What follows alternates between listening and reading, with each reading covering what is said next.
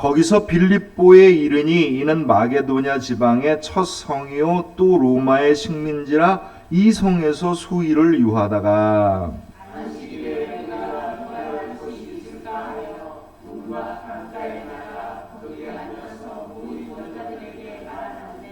두아디라시에 있는 자색 옷감 장사로서 하나님을 섬기는 루디아라 하는 한 여자가 말을 듣고 있을 때 주께서 그 마음을 열어 바울의 말을 따르게 하신지라.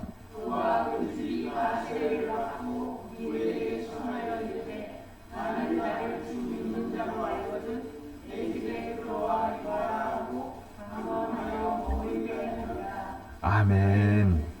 오늘은요, 틀을 깨는 여인들, 그러니까 내가 이렇게 딱 주어진 삶의 환경에 딱 매여서 이렇게 살아갈 수밖에 없는 그 삶 자체를 깨어버린 여인들에 대한 얘기를 하려고 합니다. 여자 이야기입니다. 지난번 대통령 선거 때 우리가 페미니즘이라고 그래갖고 한참 논란이 있었는데, 페미니즘이라고 하는 것은 원래 여자와 남자가 똑같다로부터 시작을 합니다. 그러니까 차이가 없다. 여자를 차별받게 해서는 안 된다. 이게 이제 페미니즘인데, 뭐 지금 뭐 여러 종류의 페미니즘이 있어요. 근데 실질적으로 모든 페미니즘의 시작은 어디로부터 시작하냐면 성경으로부터 시작합니다. 복음은요.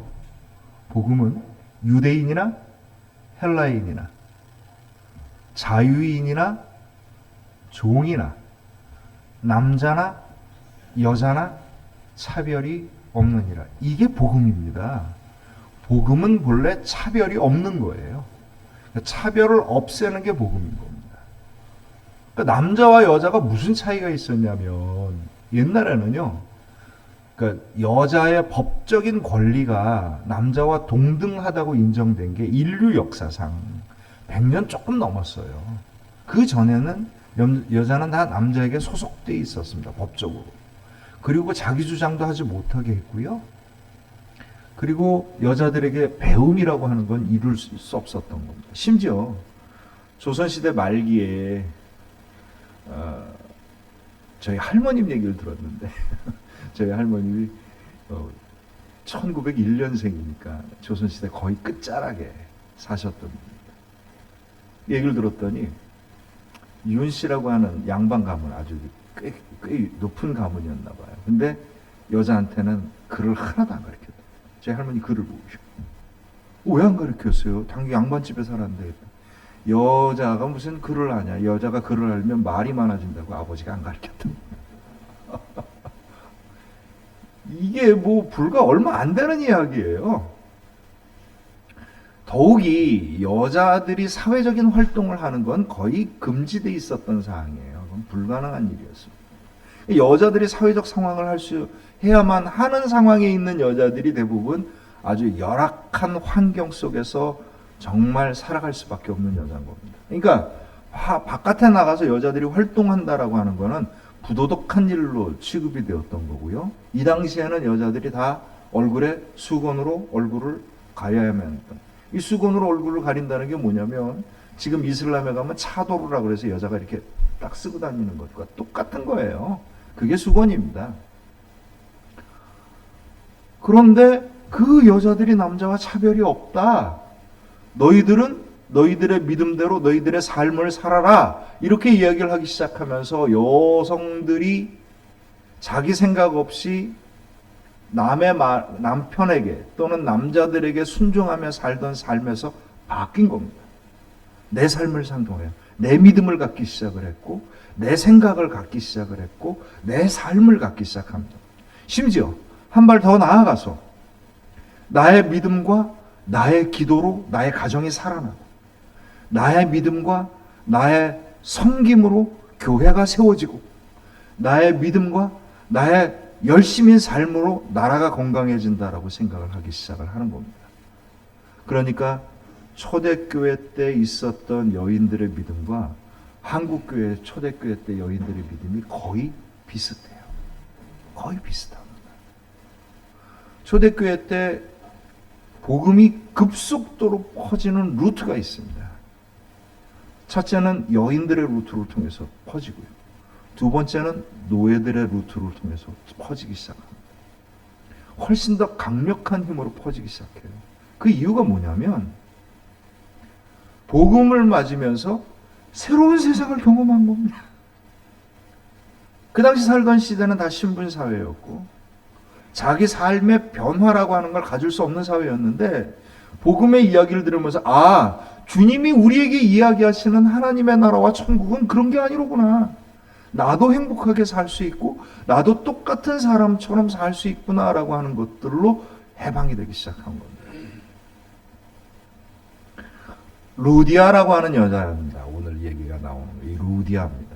근데 이 루디아가 사람 이름이 사실은 아니에요. 원래 본명이 따로 있었을 겁니다.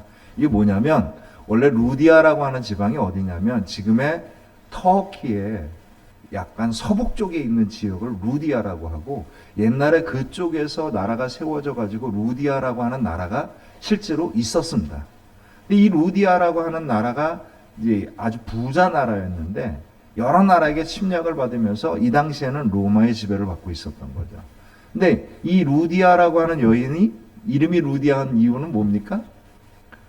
루디아 지방에서 지금 마게도냐 빌립보 지방으로 온 거예요. 그래서 이름을 부르는데 뭐라고 부르냐면 루디아라고 부른 거예요. 우리 식으로 얘기하면 뭐예요? 김천이 고향이래 김천댁 뭐 이런 거죠. 청원이 고향이래 청원댁 뭐 양평이 고향이래 그래 양평댁 이렇게 부르는 것과 똑같은 겁니다. 그러니까 루디아라고 하는 한 여인이 나옵니다. 이 이름에서 알 수 있듯이 이 여인은 그 당시 아주 특이하게도 자기 고향을 떠난 사람이에요. 자기 고향을 떠났습니다. 그래서 여자의 힘으로 장사를 해서 가족을 먹여 살립니다. 다른 말로 얘기하면 남편이 없는 여자인 겁니다. 이 루디아라는 여인이 무슨 장사를 했냐면 자주색 옷감 장사. 옛날에 개역 한글에는 자주장사라고 돼 있었죠. 이 자주색 옷감 장사라고 하는 건데 부자입니다. 왜 부자냐면 자주색이라고 돼 있지만 사실은 보라색이에요. 티리안 퍼플이라고 하는 보라색입니다. 이 보라색은 천연 보라색인데 색깔이 너무 이쁘고 귀해서 이 색깔의 옷을 만드는데 돈이 많이 들어가는 거예요. 그러니까 뮤레스라고 하는 요만한 소라처럼 생긴 달팽이에 머리 끝에서 피를 따면 액을 따가지고 나오는데 이 자그만 소라 고동만한 이 달팽이에서 한 방울이 나옵니다. 이 한 방울의 액이 햇빛을 만나면 아주 화려한 보라색으로 바뀌는데 이걸 티리안 퍼플이라고 해요. 근데 이게 한 35mm 옷감 하나, 이렇게 물을 좀 타서 옷감 하나 만들 수 있는 액까지 만들려면 몇 마리의 달팽이가 필요하냐면 25,000마리의 달팽이가 필요합니다. 옷감 하나 만들어내는 원액 하나 만들어내는데 이게 25,000마리의 달팽이를 잡는 것도 장난이 아닐 뿐만 아니라 그걸 추출해가지고 액을 만들고 그 액을 가지고 희석해가지고 옷감에다 물을 들이고 이래서 만들어진 게 티리안 퍼플이에요. 그러니 이 옷감이 얼마나 비싸겠어요. 일반 사람은요 몸에 두르고 싶어도 두를 수 없는 명품 중에 최고의 명품입니다. 이 티리안 퍼플은요 로마 황제를 대변하는 색깔이에요. 그래서 여러분들 영화 같은 거 보실 때 로마 황제가 입는 그 천막 같은 데는 이게 보라색 천막이 쳐져요. 그게 티리안 퍼플입니다. 너무 비싼 거라서 이거를 살만한 사람도 많지 않은 겁니다. 이 티리안 퍼플의 옷감이 원래는 어느 지방의 특산물이었냐면 최초에는 성경에서 나오는 두로와 시돈 지역에서 시작을 해갖고 이 당시에는 루디아 지방에서 본격적으로 생산을 한 거예요. 그러니까 자기 고향에서 원래 생산을 했던 옷감 장사를 이 여인이 마게도냐 빌립보까지 와가지고 지금 이 장사를 하고 있는 겁니다. 오늘날 식으로 얘기하면은 쉽죠. 이게 잘 되는 장사니까 지점 하나 세웠나 보다. 그래서 무슨 원신홍 지점처럼 하나 딱 생겼나 보다 이렇게 생각하기 쉽겠지만 이 당시에는 어림도 없는 일입니다. 이게 불가능한 일인 거고요. 아마 고향으로부터 연결을 해갖고 자기가 지금 과부된 여인이 집안을 먹여 살리기 위해서 개척을 해서 이곳에 정말 고생하면서 자리를 잡은 거예요. 근데 이게 누구나 사는 게 아니라 어떤 사람들이 사는 겁니까? 부자들이 사는 겁니다. 그러니 이 부자들이랑 관계를 잘 가져야 되는 거예요. 이 사람들한테 한번 찍히면 이건 정말 말 그대로 끝나는 사업인 겁니다. 이거는. 그 여인이 루디아입니다. 지금은 명품 장사를 해서 부자가 되었지만 처음부터 그런 삶을 살았던 건 아닙니다. 고향을 떠나왔어요. 고향을 떠나올 수밖에 없었던 그 뭔가 이유가 있겠죠. 옛날 같으면 자기 고향을 떠나서 먼 곳에 사는 것을 아주 불행한 삶이라고 생각해요. 뭐 타향살이 뭐 이런 노래도 있지 않습니까? 그게 얼마나 소름에 겨운 노래예요. 내 고향 가고 싶어. 이게 옛날 어른들이 그냥 입에 붙은 이야기들인데 이 당시에는 이렇게 먼 지방을 가는 것조차도 어려워요. 굉장히 어떤 그럴 수밖에 없는 굉장한 일들이 있었던 겁니다. 근데 그 사건이 결코 좋은 일만은 아니었던 것 같아요. 아마도 깊은 상처가 있는 일이었기 때문에 남편을 잃어버리는 일과 고향을 떠나온 일이 이 여인에게는 인생의 큰 짐덩어리 같은 것이었겠지요. 그 먼 타지에 가서 여자가 혼자의 힘으로 장사하면서 그 지역의 유력한 사람들과 거래하면서 활로를 뚫고 자리를 잡는다는 게 이게 쉬운 일은 절대 아니었을 겁니다. 그런데 루디아라는 여인이 이 여인을 합니다. 평생 이 여인은 남편의 덕을 보지 못하고 남들은 다 뭘 믿고 살아요? 모든 여자들이 그 당시에 다 남편 믿고 사는 거였습니다. 그래서 여자들이 남편 만나면 팔자 고친다 뭐 이게 우리 어른들이 했던 이야기들 아니겠어요? 근데 이 여인은요 그런 삶이 아니었던 거예요. 내가 하지 않으면 안 되는 삶을 살았던 겁니다. 근데 그 당시 사람들에서 입장에서 보면 아유 참 여자로서 불행한 삶을 사는구나라고 생각할 수밖에 없지 않겠습니까? 그리고 본인 스스로도 지금이야 뭐 여자들이 다 자기 직장 갖고 생활을 하지만 옛날 같으면 어림도 없던 시대에 자기 인생을 생각할 때 얼마나 비참했었을 거예요. 어려운 일이 있을 때마다 그것은 상처처럼 자기에게 다가왔었을 거고요. 그거를 똑같이 장사하면서 사람들을 만나는 일들을 해나갈 때 그 일들 해나가는 하나하나들이 본인에게는 엄청난 노력과 용기가 필요했던 일이었을 겁니다. 자리 잡고 나면 이제 명품 장사니까 자리 좀 잡고 이제 종업원들 거느리면 이게 다 남자들이라 대부분은 여자들 빼고 남자들이라 그거 관리하는 게 이게 또 만만한 일이 아니죠. 남자들이 어디 그 위에서 여자가 얘기하면 들으려고 하겠어요 그 당시에. 이 모든 일들을 넘어서는 삶을 살았던 겁니다. 그녀로서는 정말 억척맞게 살아서 성공적으로 자리를 잡긴 했으나 사실은 그 삶 자체가 정말 보통 여인으로는 할 수 없었던 어마어마한 마음과 정성과 노력이 필요했던 일이었죠. 이 여인이 빌립보에 와서 여호와 하나님을 만납니다. 아마도 어떤 유대인을 만나서 하나님 이야기를 들었겠죠. 그 하나님 이야기를 들으면서 이 루디아라는 여인이 하나님을 믿습니다. 다른 여자 같으면 그 당시에 있었던 보편적인 생각이었겠죠. 어디 좀 괜찮은 남자 만나갖고 좀 편하게 살고 싶어 했겠지만 이 루디아라는 여인은 그러지 않았습니다. 비록 자기가 고생하면서 살아가지만 진정한 능력과 복은 하나님께로 온다라고 하는 걸 믿었던 겁니다.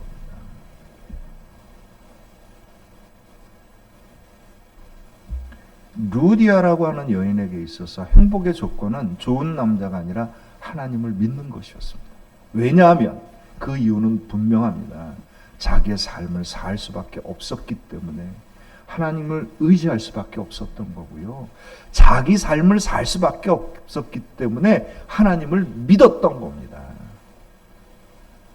세상 많은 사람들이 하나님을 믿어서요, 자기가 믿을 만한 돈을 얻기를 원하고 자기가 믿을 만한 권력을 얻기를 원해요. 그걸 행복이라고 부릅니다.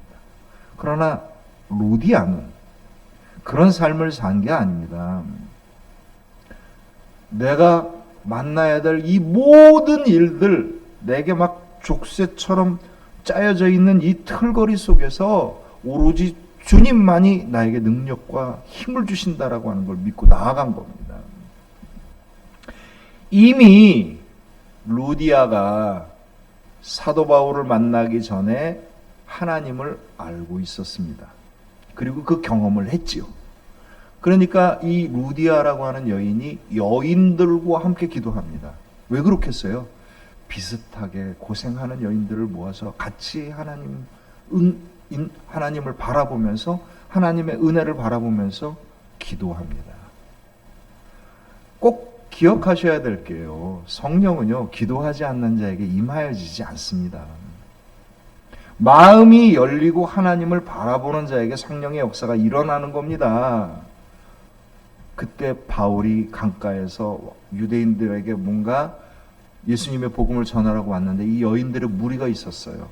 그때 이 여인들에게 복음을 전하니 루디아의 마음이 열려서 예수 그리스도를 영접하는 사건이 일어납니다.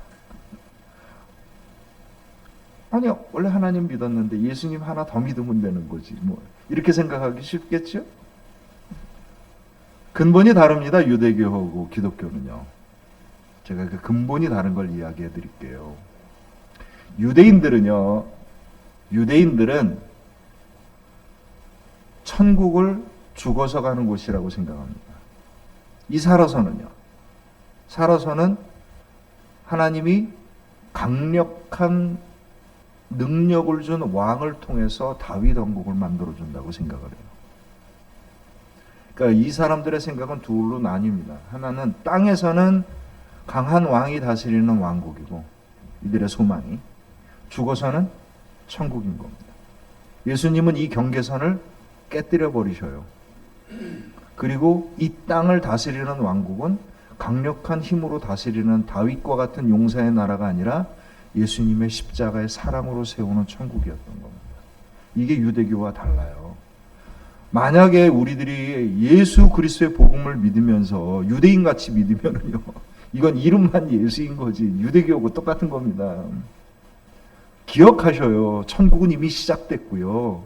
천국은 나와 함께 역사하는 겁니다. 거기에는요, 내 힘으로 하는 게 아니라 예수 그리스도의 사랑의 능력으로 세워져 나가는 나라인 거고요. 성령의 역사하심으로 내가 변화된 삶을 사는 겁니다. 이게 복음이에요. 이게 유대교와 다른 겁니다. 유대교는 율법을 믿는 삶을 선택합니다. 법을 지켜야 돼요. 그래서 엄격한 법을 지켜서 이 엄격하게 법을 지키는 사람들이 복을 받는다고 생각을 합니다. 복음은요, 주의 말씀을 마음으로 영접하고 내 삶으로 실천하고 행하는 겁니다. 주의 말씀을 내 마음으로 받아들이고 내 삶으로 실천하는 거지 정해진 법대로 사는 게 아니에요. 이게 유대인의 율법과 복음의 차이입니다. 만약에 주의 말씀을 내가 듣고서 내 마음속에 역사가 일어나고 내가 그것을 내 삶으로 만들어가지 못한다면 이건 복음으로 사는 게 아닙니다. 법으로 사는 거지. 많은 사람들이 복음과 율법을 이게 완전히 막 옛날로 돌아간 것 같아요. 오늘날 우리들의 믿음을 한번 생각해 봐요. 주의 말씀을 들어서 그 말씀이 내 안에서 역사해갖고 내 삶을 살아야 되는데 율법처럼 법 지키는 삶을 산다면 이게 복음이 아닌 겁니다. 유대인들은요,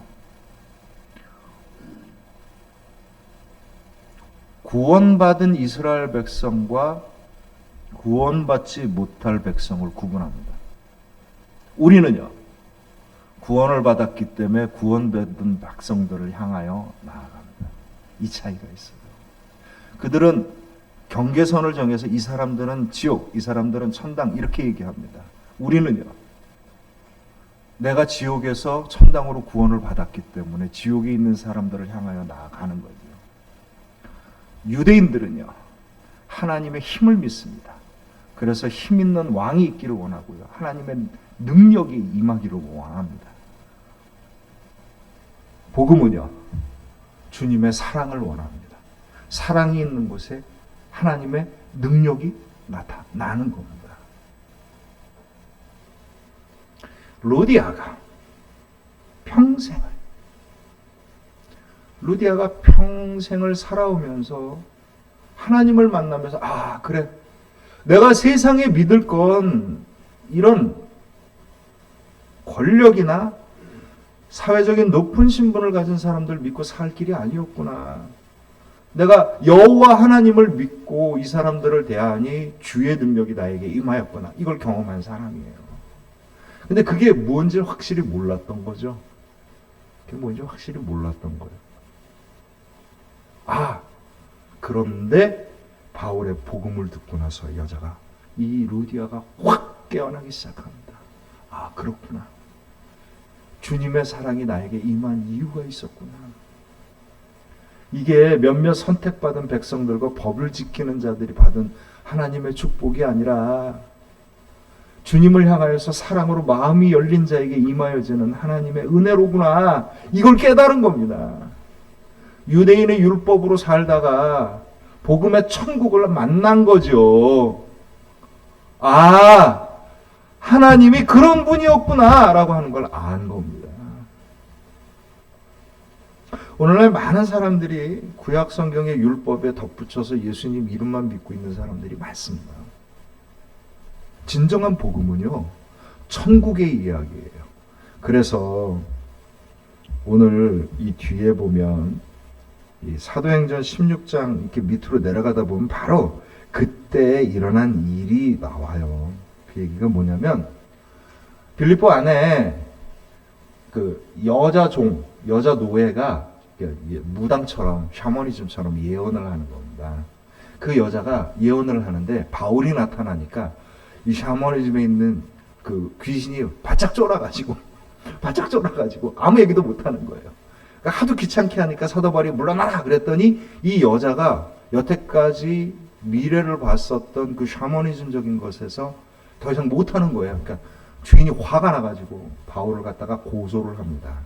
근데 고소를 한 이유가 내 밥줄 끊어놨어요 라고 고소하지 않고 뭐라고 고소를 하냐면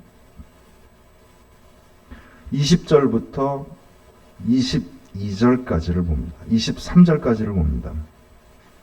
상관들 앞에 데리고 가서 말하되 이 사람들이 유대인인데 우리 성을 심히 요란하게 하여 로마 사람인 우리가 받지도 못하고 행하지도 못할 풍속을 전한다 하거늘 무리가 일제히 일어나 고발하니 상관들이 옷을 찢어버리고 매를 치라 하여 많이 친 후에 옥에 가두고 간수에게 명하여 든든히 지키라 하니.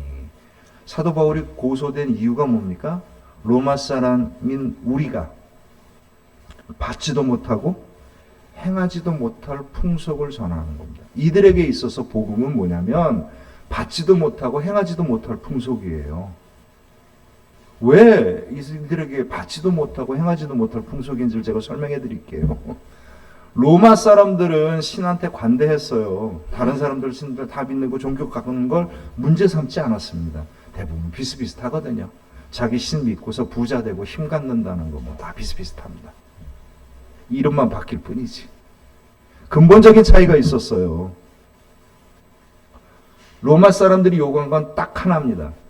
뭘 요구하냐면 로마 황제를 그리스도로 인정해라. 신이 보내주셔서 이 땅을 다스리게 했던 왕으로 인정해라. 그거 하나만 요구한 겁니다. 다른 건 무슨 종교를 믿어도 관계없어. 근데 복음은요, 이 얘기와 완전히 달라요. 로마 황제처럼 힘과 권력을 갖고 세상을 다스리는 그리스도, 그를 그리스도라고 불렀으니까. 근데 진정한 그리스도는 십자가에 매달려 죽임을 당했다가 부활한 분입니다. 이게 어떻게 믿겨지겠어요? 세상은 신의 능력을 받아서 능력으로 다스리는 겁니다 라고 생각을 하는데, 복음은 하나님의 사랑이 있을 때만이 진정한 하나님의 능력이 나타납니다. 이게 안 믿어지는 겁니다.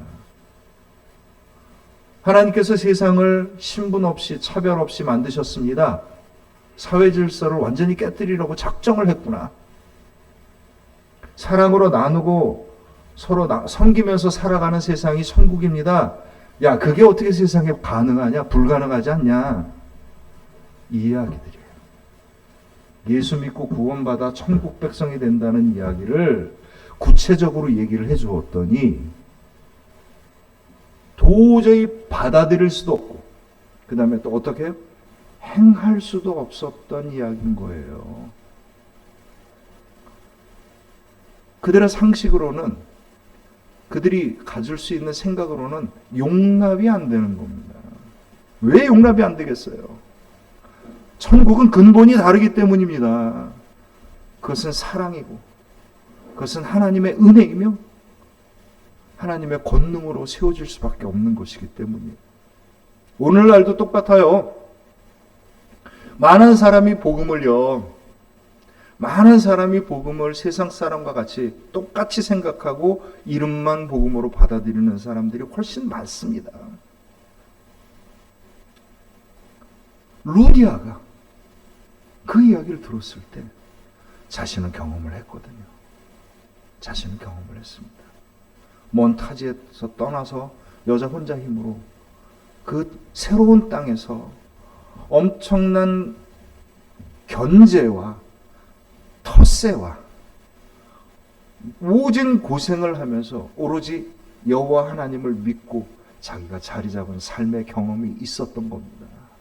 그리고 그 하나님의 뜻이 너 혼자 행복하게 살고 다른 사람 아랑곳하라고 하지 않는 게 아니라, 나 같은 사람에게 이런 사랑을 주신 은혜가 나로 하여금 이것을 함께 나누는 천국으로 살아가게 하신 주님의 사랑이로구나. 내가 사랑을 받았구나. 능력을 받은 게 아니라 사랑을 받았구나. 넘치도록 사랑을 받았으니 내 이 넘치도록한 사랑을 나누며 살겠다라고 마음이 열린 겁니다. 이게 복음을 영접한 거죠. 이게 복음이고요. 루디아가 빌립보 교회에서 자기 집으로 강권합니다. 이게 뭐겠어요? 이 얘기가 뭡니까? 루디아 집에서 빌립보 교회가 시작하는 겁니다. 거기서 시작하는 거예요. 그게 교회였어요. 복음이 있는 자리, 복음을 영접하고 복음이 삶이 되는 자리가 바로 교회인 겁니다. 여기가 그 루디아의 신앙 고백과 그 집이 빌립보 교회가 된 겁니다. 바울의 서신 중에서 제일 놀라운 서신이 뭔지 아셔요? 저는 빌립보서입니다. 빌립보서를 무슨 서신이라고 부르냐면 기쁨의 서신이라고 불러요. 기뻐하라. 손 기뻐하라 얘기가 나와요. 근데 사실 바울이 그 당시에 어떤 상황이에요? 옥에 갇혀서 언제 죽을지 모르는 상황이었고, 빌립보 교회도 무지하게 어려움이 있었던 그때예요. 근데 사도 바울이 뭐라고 얘기합니까? 기뻐하라. 이게 어떻게 가능할 수 있겠어요? 지금 이 어려움이 주께서 곧 우리를 풀어주시는 과정이다라고 하는 것을 믿고 있는 사람만이 기뻐할 수 있는 겁니다. 하나님의 은혜를 전적으로 신뢰하는 사람만이 그런 상황이 기뻐할 수 있지요. 그건 아무나 가질 수 있는 신앙이 아닙니다. 오로지 이 땅을 살아가면서 하나님을 경험한 사람들이 누릴 수 있는 믿음의 축복인 겁니다. 바로 루디아의 신앙으로 시작합니다. 루디아라는 여인은요, 그 당시에 상상할 수 없었던, 남에게 의존하며 살아갈 수밖에 없던 삶을 깨고 하나님과 동행하면서 자기의 삶을 살았습니다. 그리고 그 기쁨을 누렸고 그 감사함으로 복음을 영접했고, 그리고 그 복음을 전하는 자기의 신앙의 시작이 됩니다. 복음은요, 우리의 삶이 근본적으로 바뀌는 거고요. 복음은요, 우리를 죄어내고 있는 모든 족쇄로부터 우리가 해방되어지는 하나님의 은혜와 능력을 입는 겁니다. 이게 복음입니다. 초대교회 여인들, 기왕 여인들 얘기가 나왔으니까 제가 두 사람만 소개를 할게요. 노살롬이라고 하는 분이 있어요. 이분은 노신데 가난한 집안에 어려서 계모 밑에 자라가고 구박을 받다가 어린 나이 16살에 시집을 갑니다. 근데 그 시집간 집이 아주 그냥 전통적인 그 유교 집안의 아전 집안이었어요. 뭐 양반 집안은 아니었어도 아주 그냥 고리타분한 집안에 시집을 갔어요. 근데 해필이면 그때 청일 전쟁이 생겨가지고 전쟁이 터지니까 평양에 있는 사람들이 다 도망을 갔다가 나중에 돌아옵니다. 나중에 돌아왔는데 이렇게 보니까 서양의 선교사들이 평양에 있는 교인들과 더불어서 평양 시내에 있는 가난한 자들을, 부상자들을 돌보고 가난한 자들을 회복시켜주면서 복음을 전하기 시작한 거예요. 이 노살롬이라고 하는 여인이 보니까 듣도 보도 못했던 겁니다. 나 혼자 먹기 살기 급급한 세상에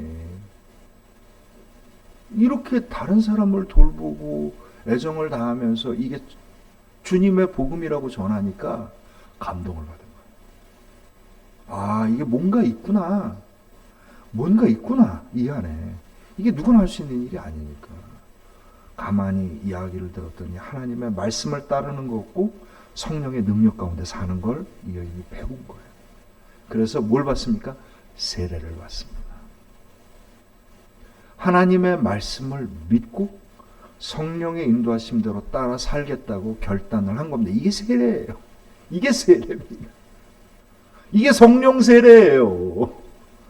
이 노살롬이라는 여인이 하나님을 믿고 가정을 변화시키기 시작합니다. 그 고리타분한 가정과 마을을 변화시키기 시작해요.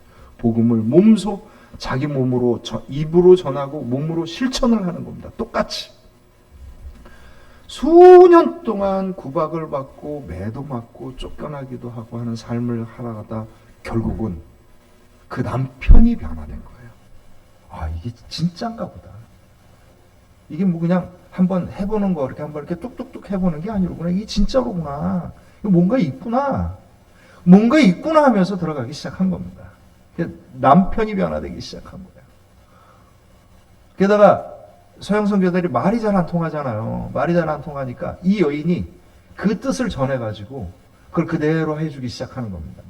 한글 교육도 시키기 시작을 하고 선교사가 무슨 선교 활동하면 사람들을 불러 모아주고. 그러니까 이 여자 노살롬이 뛰니까 주변에 있는 사람들이 이 여자 믿고 이제 따라와가지고 같이 듣고 그 안에서 평양에 나중에 평양 대부흥운동 시작은요 바로 이런 헌신 속에서 시작해요. 평양이 한국의 예루살렘이라는 얘기를 들었던 이유가 바로 이 기도와 이 나눔과 이 섬김으로 시작하는 겁니다. 서양 선교사가 너무 열심히 활동을 하니까 그 당시에는 한국인 목사가 없었던 시절이었고요. 뭐 신학교 생겨갖고 이제 배출을 하긴 하지만 그 당시에 초대교회에서는요 목사보다 더 대단했던 여인들이 더 많습니다. 그 중에 한 명이에요. 이 여인을 강서지방에, 강서쪽에 있는 지방에 파견을 합니다. 이 여인이 가서 가는 곳마다 사람들을 돌보고 한글 가르쳐주고 성경 말씀 가르쳐주고 몸소 행하기 시작을 하면서 강서교회 전체가 복음화가 되는 놀라운 일이 생겨납니다. 가난한 집에 태어나 고리타분한 집안에 들어가서 간신히 그냥 시집살이 견디며 삶을 살아야 했던 이 여인의 변화는 도대체 어디서 일어난 걸까? 하나님이 나에게 말씀을 주셨고 하나님이 나에게 믿음의 삶을 살게 하셨다는 걸 안 거예요.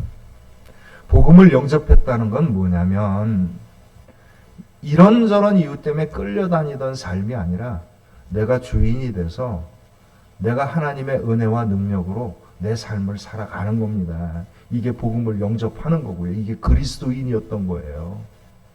복음이 전파가 되기 시작하면서 여인들이 깨어나기 시작합니다. 나라가 망해가던 때였잖아요. 나라가 망해가던 때였습니다. 부정과 부패는 오늘날도 문제지만 그 당시에도 꽤 심했어요. 온통 어딜 가나 썩어 빠진 대로 도무지 희망이 보이지 않는데 남자들이 무기력한 그때 이 여인들이 깨어납니다. 나의 믿음으로, 나의 기도로, 나의 섬김으로 내 가정을 회복시키고 주님의 교회를 세워나가고 이 땅을 구원하겠다. 이 여인들의 신앙으로 세워져 나아갑니다. 한 사람 더 소개하려고 했는데 시간이 너무 길어져서 다음번에 할게요. 루디아라는 여인이 있었어요. 이 여인의 신앙이 빌립보 교회를 이룹니다. 얼마나 대단한 사람들이길래 이런 일들을 할까? 정말 대단한 사람들입니다 라고 이야기하려 하지 마세요. 그건 그 사람들이 대단해서가 아니고요. 몇몇 특별한 사람들이 할 수 있는 일이 아닌 겁니다. 어떤 사람이 할 수 있는 일이에요? 오직 성령이 임하시면 너희가 권능을 받고 내 증인이 되리라. 주님의 말씀입니다.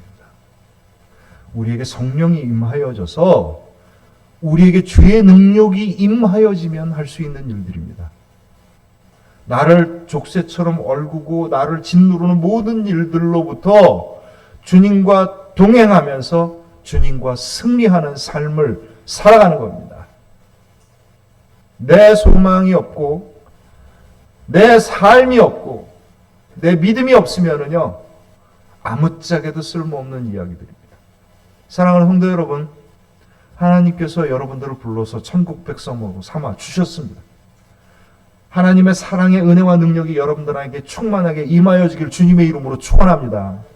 천국 백성으로 살아갈 때 나를 통하여서 임하여 주시는 나의 천국을 바라보십시오. 누가 할 수 있겠습니까? 오직 성령이 임하시면 내가 권능을 받고 주의 증인이 될 수 있는 겁니다. 간구하십시오. 믿는 자에게, 주님을 바라보는 자에게, 내 삶을 여는 자에게 일어나는 일인 거고요. 나도 모르게 내 삶이 바뀐 것을 발견할 수 있는 삶을 살아가게 되는 겁니다. 오늘 루디아에게 있었던 이 놀라운 축복과 은혜가 그 빌립보 교회가 시작이 되어서 단단하게 세워져가는 모든 하나님의 은총이 저와 여러분들의 믿음과 우리 생명나무 교회에게 충만하시길 주님의 이름으로 축원합니다. 기도합니다.